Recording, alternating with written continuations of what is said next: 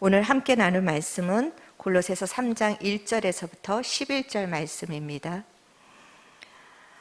세상에서 제일 꺼려지는 시어머니 1순위가 누군지 아십니까? 강남에 있는 대형교회 다니는 권사님이랍니다. 말은 누구보다 은혜로운 말을 다 하는데 따지는 조건은 누구보다 까다롭고 혼수도 그렇게 많이 요구한다고 합니다. 자기가 말하는 언어와 믿음과 삶이 따로 있습니다. 제가 전에 병원에 전도를 다닐 때 어떤 어르신을 전도했습니다. 그런데 사위가 목사라고 합니다. 그런데 자기는 절대 믿을 생각이 없다고 해서 왜 그러시냐고 여쭤봤더니 사위가 집에만 오면 따스한 밥을 먹은 적이 없다고 합니다. 식기도를 너무 오래 해서 밥이 항상 식고 국이 항상 식어서 자기는 정말 예수를 믿을 생각이 없다고 그런 말을 하셨는데 어찌 그 식기도뿐만이겠습니까? 그 말 한마디로 사위가 어떤 사람인지 우리가 추측해 볼 수 있지 않습니까? 진리를 선포한다라는 그 명분으로 다른 사람을 배려하지 않고 또 오히려 용서, 은혜 그런 것을 빙자해서 세상 사람보다도 더 못하게 살아가는 것이 우리의 현주소가 아닐까 그런 생각을 해보게 됩니다. 나라고 정말 그런 것에서 자유로울 수 있을까? 특별히 목사인 저는 며느리에게나 아들에게나 정말 책을 잡힐까 봐 늘 경직된 마음이 있습니다. 그런데 이런 문제에 대해서 바울은 오늘 읽은 3장에서 그러므로로 시작합니다. 그러므로라는 이 접속사는 앞의 내용에 대해서 따라오는 결과를 이야기할 때 사용하는 접속사입니다. 바울은 1장에서 앞서 1장, 2장에서 우리가 예수 그리스도를 믿음으로 말미암아 구원을 얻은 것이 그저 단순히 죄 사함을 받은 것이 아니다. 그냥 죽어서 단순하게 천국 간 것이 아니다. 우리가 예수님의 십자가의 죽음을 믿고 예수님이 부활하신 것을 믿는 이 믿음은 예수님을 내가 그것을 믿기로 정말 결정한 그 순간부터 이전에 나는 죽고 예수님과 함께 이제 새 생명으로 살아난 것이라는 그런 어떤 교리적인 것을 설명했습니다. 그러니까 우리가 믿었다라는 것이 이제 지금까지 살던 나는 죽은 것이고 이제 예수님과 함께 새로운 생명으로 태어난 것이라는 것입니다. 각 나라마다 법이 있습니다. 그리고 그 나라 사람들은 그 법의 통치함을 받습니다. 자기가 원하든 원하지 않던 그 나라에서 태어났기 때문에 그 나라의 민족이기 때문에 그 법을 피할 수가 없습니다. 우리가 예수 믿기 이전에는 우리는 세상에 속한 자였습니다. 이 세상은 하나님을 대적하는 곳이었습니다. 그렇기 때문에 우리가 예수 믿기 전에 나는 그래도 나름대로 착하게 살고 남보다는 성실하게 잘 사는 것 같지만 하나님 보시기에는 세상에 속한 자에 불과합니다. 그렇기 때문에 그 세상을 심판하실 때 그 심판과 멸망을 누구도 피할 수가 없는 것입니다. 태어날 때부터 죄의 DNA를 가지고 있기 때문에 내 스스로 그 죄의 문제를 해결하려고 아무리 발버둥을 쳐도 결코 해결할 수 없는 것이 세상에 속한 자의 특징인 것입니다. 그런데 우리가 골로새서 1장 13절에서도 읽었듯이 예수를 믿는다라는 그 믿음 하나로 하나님께서 우리를 흑암의 권세 있는 세상에서 건지셔서 하나님의 나라에 옮겨주셨습니다. 이제 우리는 더 이상 세상에 속한 자가 아니라 하나님께 속한 자가 된 것입니다. 이제 더 이상 우리는 세상의 법칙에 따라서 살아갈 필요가 없고 하나님께서 말씀하시는 이 말씀의 법칙에 따라서 살아가는 자가 된 것입니다. 우리가 생각하는 것처럼 그냥 믿는 게 아니라 너무나도 놀라운 일이 일어난 것입니다. 우리가 나라가 달라졌고 신분이 달라졌고 본질이 달라졌습니다. 그래서 그 예수님께서 가나 혼인잔치를 베푸실 때 물이 변하여서 좋은 물이 되게 하신 것이 아니라 나쁜 포도주가 좋은 포도주가 되게 하신 것이 아니라 물이 변하여 포도주가 되게 하신 것, 본질 자체가 우리가 바뀌었다라는 것입니다. 여러분 예수 그리스도를 믿음으로 여러분이 새로운 존재, 새로운 본질, 새로운 DNA를 가지고 있다는 것을 믿으십니까? 감사합니다. 그런데 우리가 여기서 한 가지 혼란스러운 것이 있습니다. 그럼 그렇게 바뀌었는데 왜 나는 예수 믿기 전이나 예수 믿고 난 후나 별다른 변화가 없을까? 그것이 늘 우리의 발목을 붙잡습니다. 그 이유는 첫 번째로는 거듭나지 않았기 때문입니다. 세상 속에 속해 있으면서 아무리 좋은 행위를 해도, 아무리 종교적인 열심을 쌓아도 그냥 세상에 속한 자에 불과합니다. 그렇기 때문에 세상에 속한 내가 죽고 하나님의 백성으로 거듭나야 합니다.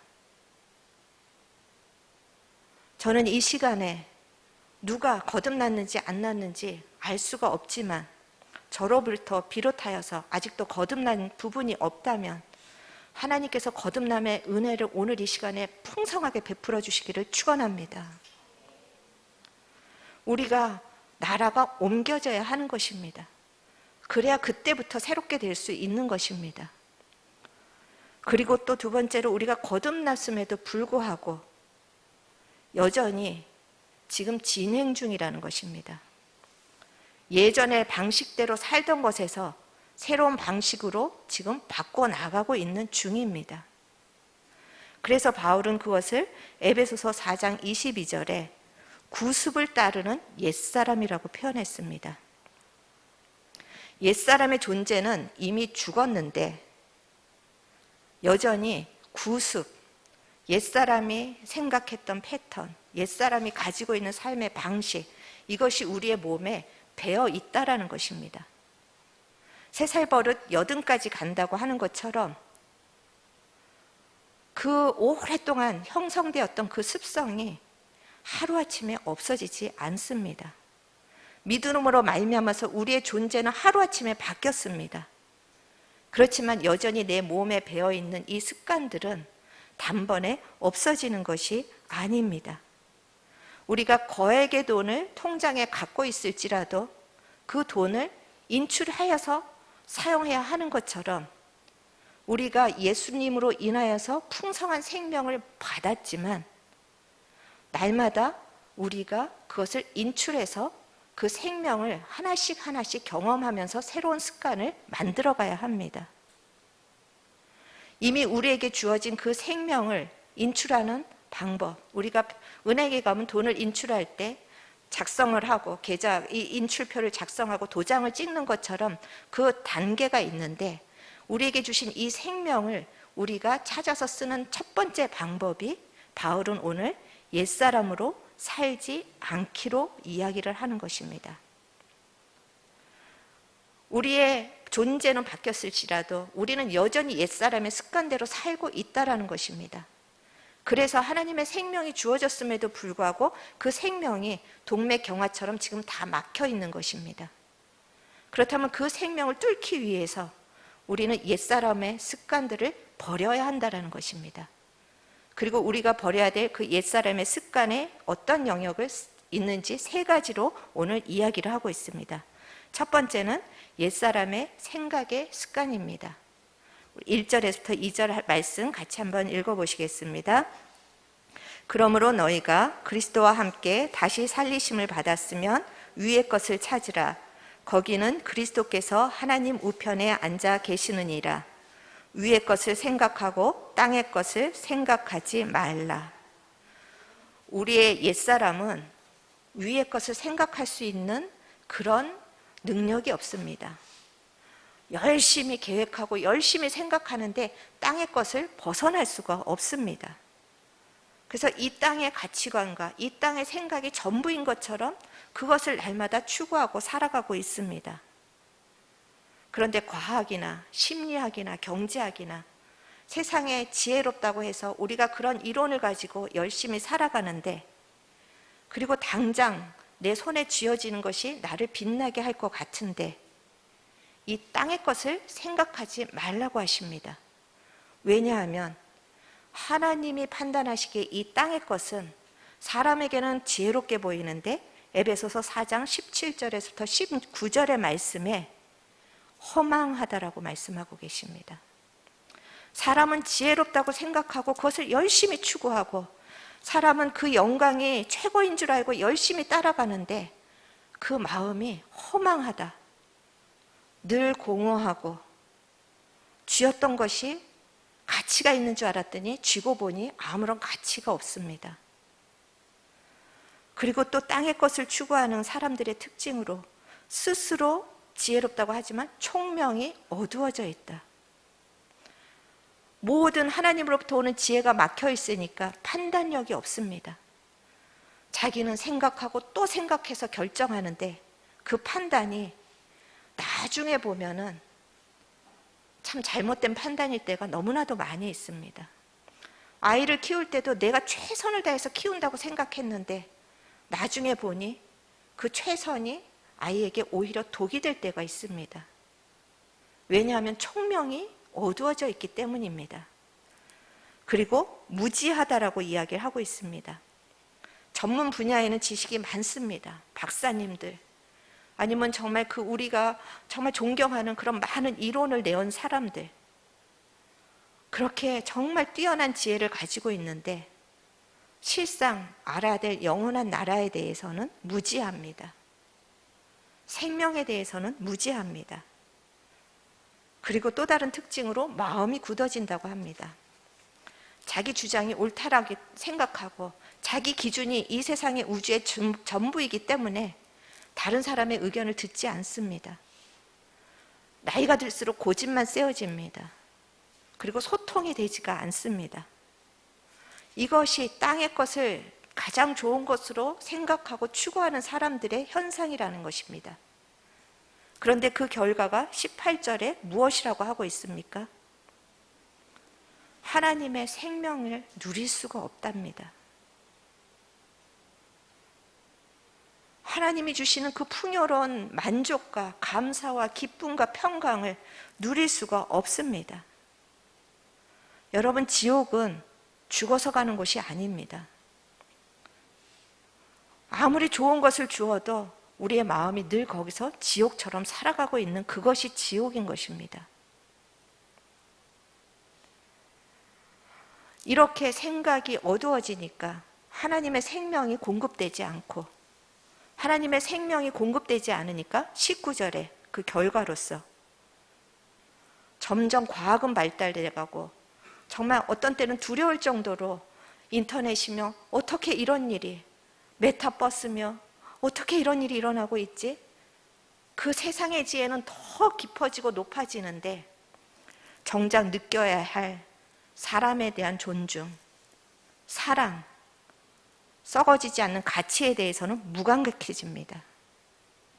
이제 웬만큼 사람들이 죽어나가도 눈 하나 깜짝하지 않습니다. 이제 정말 뉴스에서 들어오는 어떻게 이런 끔찍한 일에 그것에 대한 감각도 없어집니다. 악은 시간이 갈수록 더욱더 창궐해질 뿐입니다. 이것이 우리가 이전에 살던 세상이고 우리가 이 세상에 속해 있던 자입니다. 그리고 지금도 우리가 하나님의 나라에 옮겨졌지만 여전히 이 세상 속에 살고 있습니다. 알게 모르게 계속해서 이 세상의 가치관과 생각들이 우리의 뼛속까지 스며들어 있는 것입니다. 그렇기 때문에 여러분이 하나님의 말씀을 지키려고 노력을 해야 되지만 세상의 생각이나 가치관은 노력하지 않는데도 저절로 우리 안에서 계속해서 우리를 이끌어가고 있습니다. 그래서 바울은 위의 것을 찾고 위의 것을 생각하는 것에 힘쓰라고 합니다. 이 땅의 것의 생각을 버리고 의지적으로 위의 것을 추구하지 않으면 우리의 생각은 오염된 채로 더욱더 죽음을 향하여서 달려나갈 것입니다. 그렇지만 우리가 하나님의 가치관과 하나님의 생각과 하나님의 말씀에 힘쓸 때 하나님의 능력이 나타납니다. 하나님의 생명이 나타납니다. 고린도후서 10장 4절에서부터 5절 말씀입니다. 우리 같이 한번 읽어보시겠습니다. 우리의 싸우는 무기는 육신에 속한 것이 아니요 오직 어떠한 견고한 진도 무너뜨리는 하나님의 능력이라. 모든 이론을 무너뜨리며 하나님 아는 것을 대적하여 높아진 것을 다 무너뜨리고 모든 생각을 사로잡아 그리스도에게 복종하게 하니. 우리가 위의 것을 추구하고 생각한다고 우리가 뭐 변하겠느냐? 그렇지 않습니다. 지금 우리에게 주어진 무기는 무엇입니까? 하나님의 능력입니다. 그 하나님의 능력이 어떤 능력입니까? 내 힘으로는 절대 무너뜨릴 수 없는 견고한 진도 무너뜨리시는 능력입니다. 내 힘으로는 절대 바꿀 수 없는 그 모든 생각도 파하시고, 그리고 모든 생각을 사로잡으시는 능력입니다. 이 사로잡는다라는 원어는 보면 포로가 되다. 내가 그 생각에 끌려다닐 필요가 없이 그 생각이 오히려 우리의 포로가 되는 것입니다. 무력화가 되는 것입니다. 이 무기가 우리에게 주어졌습니다. 하나님의 말씀에 복종할 수 있는 능력이 생기는 것입니다. 위의 것을 추구하고 위의 것을 따르는 사람에게 주어주시는 무기입니다. 저는 이 시간에 예수의 이름으로 명하노니 여러분 안에 스며들어 있는 모든 세상의 가치관의 체계들은 무너질지어다. 여러분의 삶을 괴롭히고 여러분을 이리저리 끌고 다니고 있는 모든 부정적인 생각들, 모든 절망의 생각들, 예수의 이름으로 명하노니 무너질지어다. 왜곡된 생각들, 예수의 이름으로 명하노니 떠나갈지어다. 그 무너진 그곳에 하나님의 말씀이 채워지기를 축원합니다. 그 무너진 그곳에 하나님의 말씀의 기준이 여러분을 통치해서 이끌고 가시기를 축원합니다. 여러분은 이런 자가 된 것입니다. 옛사람에게 끌려다닐 필요가 없습니다. 지금 바울은 우리가 어떤 자인지를 알고 옛날의 습관에서, 생각의 습관에서 벗어나라고 우리에게 권고한 것입니다. 그리고 두 번째로 바울은 우리가 버려야 될 옛사람의 습관을 마음으로 이야기하고 있습니다. 그것을 5절에서부터 6절 말씀 같이 읽겠습니다. 그러므로 땅에 있는 지체를 죽이라. 곧 음란과 부정과 사욕과 악한 정욕과 탐심이니 탐심은 우상 숭배니라. 이것들로 말미암아 하나님의 진노가 임하느니라.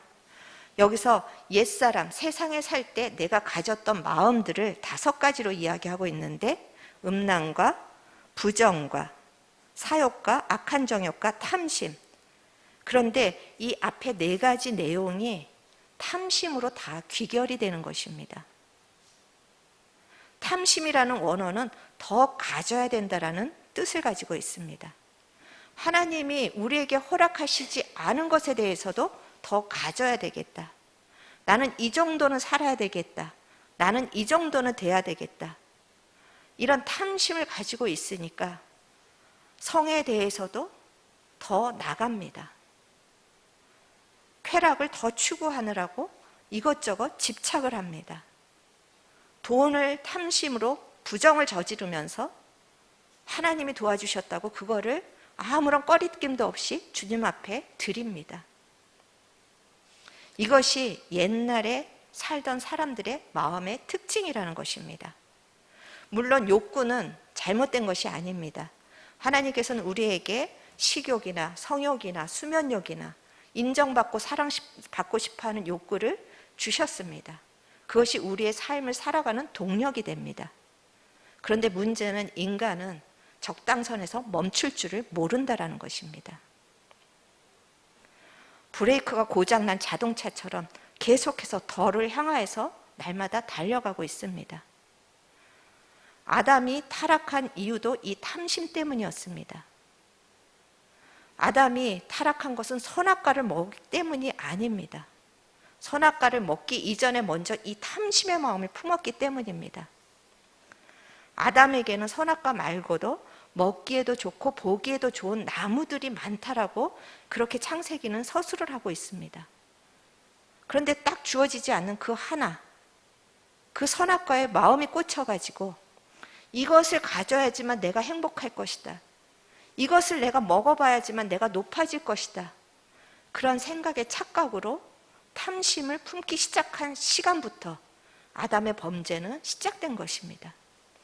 단지 그 생각과 마음이 행동으로 실현된 게 따먹은 것입니다. 그래서 하나님께서는 이 탐심을 우상 숭배라 합니다.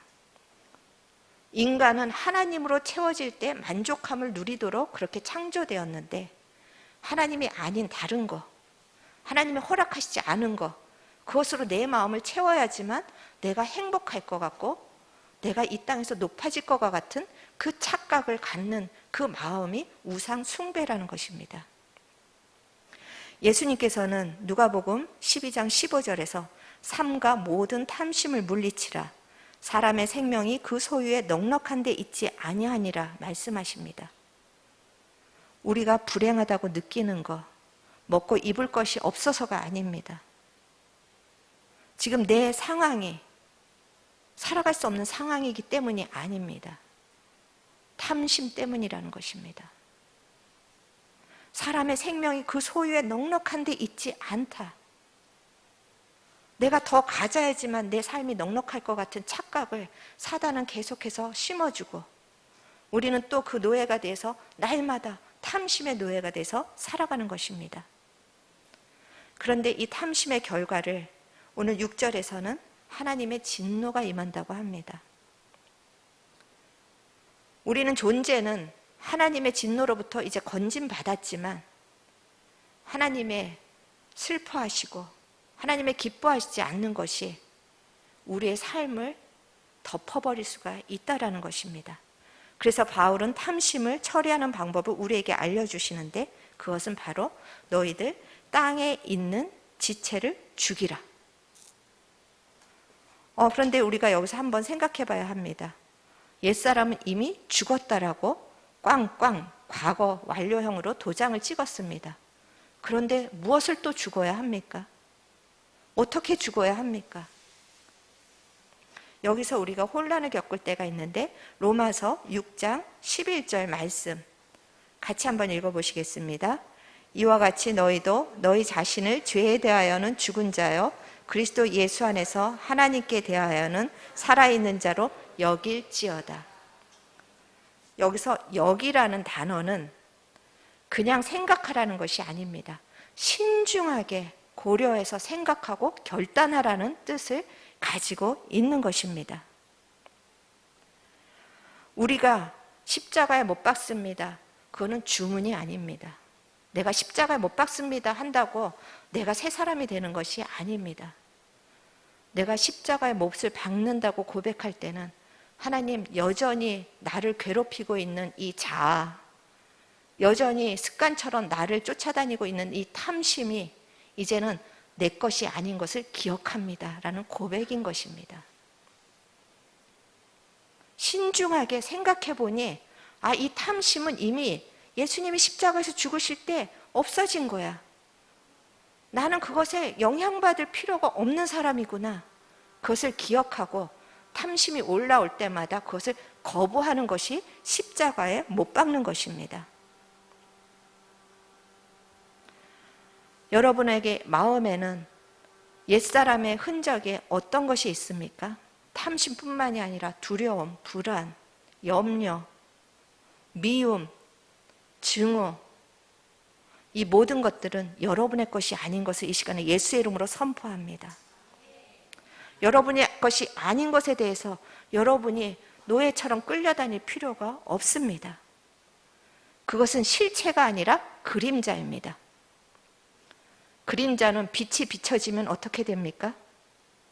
사라집니다. 여러분이 말씀으로 여러분을 조명하기 시작하면, 내가 어떤 자인지 기억하기 시작하면 그 실체는 힘을 잃어버리는 그림자와 같다라는 것입니다. 그렇기 때문에 그것을 끌어안고 고민하지 마시기를 바랍니다. 죽이시기를 선포합니다. 그것을 묵상하고 어떻게 하면 이것을 잘라낼까 정말 끌어안는 것이 아니라 이거는 내 것이 아니다 선포하고 거부하셔야 합니다.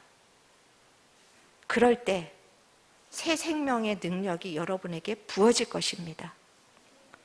자족하고 기뻐하고 감사하고 만족하는 마음이 여러분에게 부어질 것입니다. 저는 날마다 여러분이 여러분의 자아를 거부하고 하나님의 생명을 충만하게 받는 복된 인생을 사시기를 주님의 이름으로 축원합니다. 그리고 바울은 마지막으로 세 번째 버려야 할 것에 대해서 옛사람의 행위의 습관을 이야기하고 있습니다. 7절과 9절 말씀 또 같이 읽어보시겠습니다.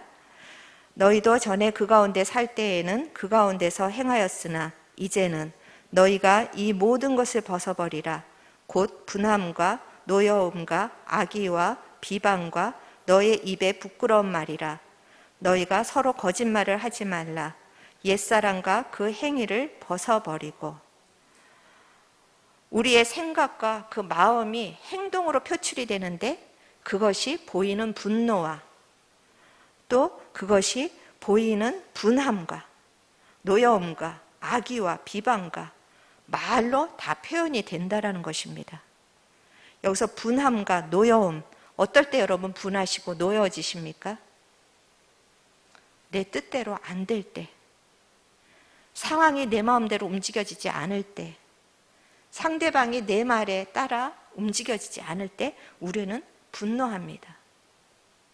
그리고 나에게 불편한 감정이 생겼을 때 그것을 건강하게 처리하는 방법을 집에서 배운 적이 없습니다.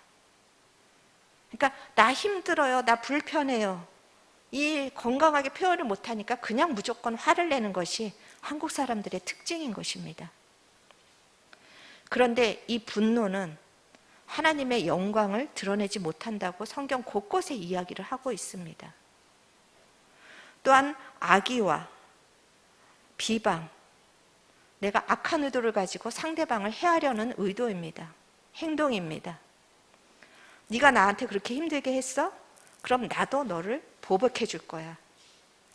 처음부터 보복하려는 악한 의도를 가지고 사람을 대합니다. 그리고 남 잘 되는 거 보지 못합니다. 회방합니다.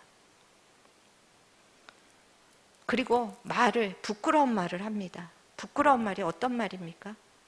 누추하고 부끄럽고 남에게 험한 말하고 욕을 하고 남에게 상처 주는 말을 하고 그 모든 것이 부끄러운 말인 것입니다. 짜증의 말,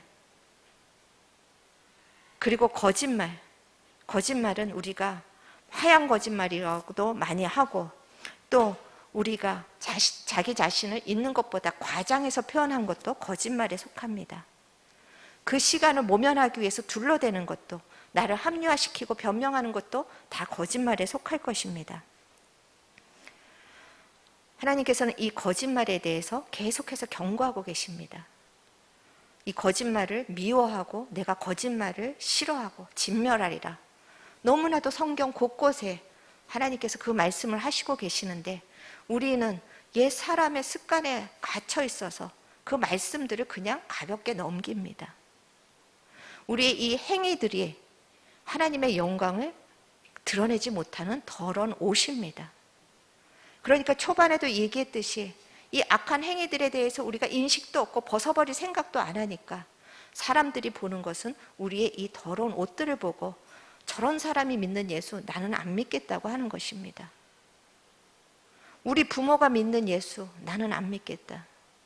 우리 시어머니가 믿는 예수 나는 안 믿겠다. 전도를 다닐 때 제일 많이 듣는 말입니다. 하나님은 우리의 이 옛 습관들, 잘못된 습관들을 벗어버리라고 하십니다. 우리가 이 습관들에 너무나도 찌들어 있기 때문에 당장에는 이것을 우리가 바꿀 능력이 없지만 매일매일 올라올 때마다 벗어버리기로 결정하십시오. 영혼의 샤워를 하듯이 여러분의 영을 우리가 몸이 더러워지면 샤워를 하듯이 여러분의 영을 날마다 예수님의 보혈로 씻으시기로 결정하십시오. 그러다 보면 이 습관이 하나씩 옅어질 것입니다. 그리고 하나씩 우리가 새로운 정말 습관을 얻을 수가 있는 것입니다. 저는 이 시간에 여러분이 무엇이 잘못됐는가를 성령으로 조명받고 날마다 그것에 대해서 낙심할 것이 아니라 벗어버리시기를 축원합니다. 그것에 대해서 나는 안 되는 사람인가 봐 주저앉거나 나는 이럴 수밖에 없었다라고 변명하지 마시고 그냥 발견되는 즉시 자꾸 벗어버리십시오.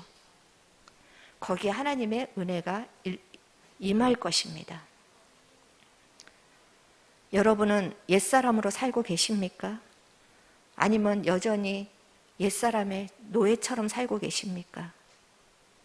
예수님의 새로운 생명으로 살고 계십니까? 우리가 그토록 오랫동안 하나님의 말씀을 들었고 깨달았습니다. 때로는 눈물을 흘리면서 다시는 안 하겠다고 회개를 합니다. 그리고 감격도 합니다. 그런데 왜 여전히 이 상태로 살아가고 있습니까? 어떻게, 기준은 이제 알았는데 이것을 어떻게 처리하는 것을 모르기 때문입니다. 그냥 자기 의지를 가지고 안 해봐야지. 그럴수록 더욱더 그 세력에 묶이는 자기를 보면서 포기할 수가 너무나도 많이 있습니다. 그러나 오늘 성경은 우리에게 옛사람으로 살지 않을 수 있는 강력한 무기를 주셨습니다. 그것은 십자가에서 죽고 십자가에서 예수님과 함께 사는 것입니다. 운동이 좋은 것을 알면서도 운동하는 게 싫어서 운동을 하지 않습니다. 그렇처럼 이 원리가 맞다라는 걸 알면서도 십자가의 원리로 사는 것이 나에게 익숙하지 않기 때문에, 그냥 세상 사람처럼 사는 것이 익숙하기 때문에 나를 부인하고 내가 죽었음을 영으로 기억하고 이 작업들이 우리에게 익숙하지 않습니다. 그래서 힘들어서 하지 않습니다. 비명을 지르면서도 그냥 옛사람의 습관대로 살아가며 이것이 내 그냥 신앙의 몫인가 보다, 그렇게 포기할 때가 있습니다. 그렇지만 여러분에게는 이미 놀라운 생명과 경건의 보석을 가지고 계십니다. 여러분의 인생의 통장에는 여러분이 생각할 수 없는 놀라운 것들이 이미 지금 쌓여 있습니다. 베드로후서 1장 3절에서부터 4장 말씀이 그것을 얘기하고 있습니다. 같이 한번 읽어보시겠습니다. 그의 신기한 능력으로 생명과 경건에 속한 모든 것을 우리에게 주셨으니 이는 자기의 영광과 덕으로서 우리를 부르신 이를 알므로 말미암음이라. 이로써 그 보배롭고 지극히 큰 약속을 우리에게 주사 이 약속으로 말미암아 너희가 정욕 때문에 세상에서 썩어질 것을 피하여 신성한 성품에 참여하는 자가 되게 하려 하셨느니라. 아멘. 여러분이 잘할 때 이것을 주시겠다고 합니까? 이미 예수를 믿는 순간에 여러분의 인생의 통장에는 생명과 경건한 속한 모든 것이 주어졌습니다. 이것을 여러분이 믿음으로 이제 사용하시면 되는 것입니다. 뉴욕에서 어떤 거지가 굶어서 죽었는데 그 사람을 이렇게 살피다 보니까 그 주머니 속에서 수표가 발견됐다라는 기사를 읽은 적이 있습니다. 수표가 있는데도 그것을 찾아서 쓰지 않은 것입니다. 수표를 찾는 법을 몰라서 찾을 수 않았을 수도 있고, 그냥 거지처럼 사는 것이 자기의 습관이라서 은행 가서 그런 거를 하는 것보다 그냥 사람들한테 구걸해서 조금씩 먹고 사는 게 익숙하기 때문에 그 수표를 사용하지 않고 죽은 것입니다. 여러분에게 이미 이 경건에 속한, 생명에 속한 모든 것들을 주셨다고 하는데, 여러분, 우리가 이 거지처럼 살다가 죽으면 얼마나 억울하겠습니까?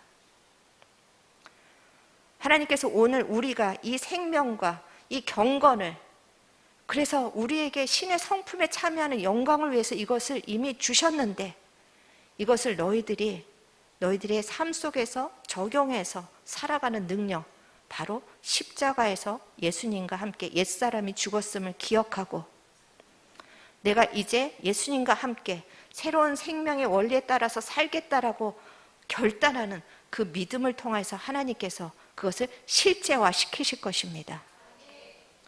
저는 이것들을 여러분이 이 땅에서 정말 맛보면서 여러분이 그걸 실제적으로 누리면서 다른 사람들에게도 나눠주시기를 축복합니다. 이 십자가의 원리 계속해서 제가 얘기하지만 아마 어떤 분에게는 여전히 뜬구름같이 생각될 수 있을 것입니다. 어떤 분에게는 나는 알아. 그리고 그것을 사용하지 않는, 정말 그 뉴욕의 거지처럼 그냥 굶어 죽는 비리비리한 신앙생활을 하시는 분들도 있을 것입니다. 하지만 이 시간에 다시 한번 여러분 그 영적인 게으름과 무지함에서 일어서시기를 바랍니다. 그리고 다시 한번 여러분의 모든 삶의 영역 속에서 나는 죽었다. 여러분의 옛사람의 습관, 그것은 여러분이 아닙니다. 습관일 뿐입니다. 여러분의 옛사람의 습관을 죽은 자로 취급하십시오. 하나님께서는 때로는 우리의 상황을 통하여서 우리에게 우리의 옛사람의 습관이 얼마나 고약한지 드러내십니다. 가정에서, 사회에서, 사람들과 부딪히면서 내 뜻대로 안 되면서 나는 내가 괜찮은 사람인 줄 알았더니 이렇게 내 속에 증오가 많았는지, 내 속에 분노가 많았는지, 내 속에 시기가 많았는지 그 옛사람의 습관을 낱낱이 드러내십니다. 이것이 축복입니다. 오히려. 그리고 그 옛사람들을 우리가 거부하고 우리가 새 생명으로 충만하기를 원하시는 것이 하나님의 우리에 향한 부르심입니다. 그리고 이것은 뜬구름 잡는 이야기가 아닙니다. 지식적으로 아는 것으로 만족할 이야기가 아닌 것입니다. 실질적으로 여러분의 삶 속에서 작은 것 하나에서 여러분이 실천하시기를 바랍니다. 누가 여러분을 도발하거든 여러분 자존심이 푸르르 발동하지 마시고 그래 나는 죽었다. 나는 저 사람의 도발과 상관없다. 하나님이 인정하시면 된다. 이렇게 실질적으로 적용하시기를 바랍니다. 낙심이 올 때 그래 이 낙심은 내 것이 아니다. 나의 눈에 지금 아무것도 보이지 않지만 나에게는 하나님의 큰 약속이 있다. 이것으로 여러분이 낙심을 이겨내시기를 바랍니다. 이 어리석은 방법 같은 정말 그런다고 돼? 하는 이 방법이 하나님이 우리에게 주신 유일한 능력이고 유일한 무기입니다. 그리고 3장 4절에 보듯이 이제 그 감추어진 생명이 다른 사람들은 알지 못하는 그 감추어진 생명이 그때 우리의 마지막 때 예수님께서 우리를 만나실 때 그와 함께 영광 중에 나타나게 하실 것입니다. 네가 십자가의 원리로 사는 것이 옳았다라고 우리를 증명해 주시는 날이 있을 것입니다. 교회 안에서조차 뭐 그렇게 복잡하게 사느냐 어리석다 이야기할 때 반드시 하나님께서 이 십자가의 길을 산 내가 옳았다라고 증명해 주시면서 누구보다도 영광스럽게 우리를 높여주실 그날을 여러분이 바라보면서 오늘도 우리가 찬양한 것처럼 십자가가 나의 삶의 표대가 되어서 영원한 생명을 향하여서 나가시는 여러분이 되시기를 축원합니다. 이 땅에서도 그 생명과 경건에 속한 그 모든 능력을 날마다 누리면서 사시는 여러분이 되시기를 주님의 이름으로 축원합니다.